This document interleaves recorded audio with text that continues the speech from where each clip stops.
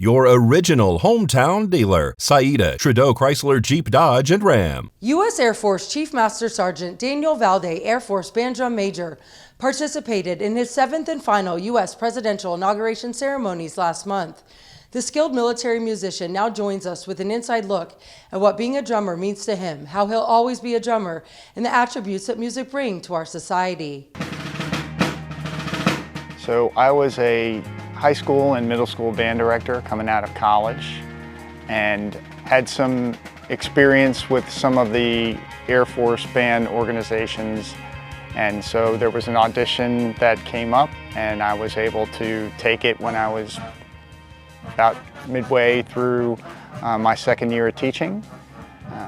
Won the audition and then started that summer.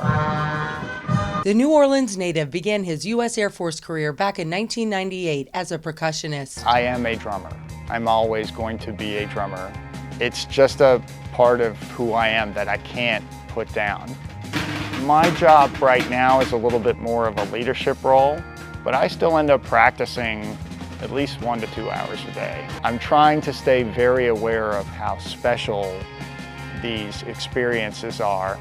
I've only got a couple years left, and this is the last inaugural for me. The Chief Master Sergeant continues to be an active teacher, arranger, and adjudicator for marching bands and percussion ensembles in Virginia, Maryland, North Carolina, and New York. I am trying to just sort of savor the moment and really make sure that I'm aware of not only the experience for me, but how I'm able to make that experience good for the people around me. One of the things that always seems to come up when you're talking about a musical organization or an arts organization is that it's somehow frivolous or non-essential or extra. The instrumentalist's career highlights also include 2 Macy's Thanksgiving Day parades, Super Bowl 44, and multiple appearances on the Today Show. I think that the way that music is able to connect to other people, it's one of those sort of subtle and sneaky things.